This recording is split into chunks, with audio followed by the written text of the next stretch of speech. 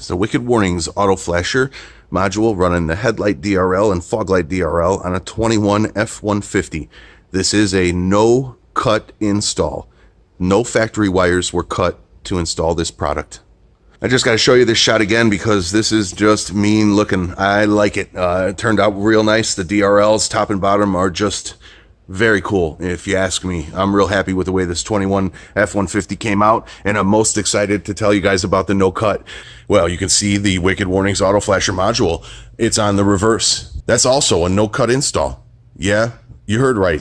No factory wires were harmed in the filming of this video.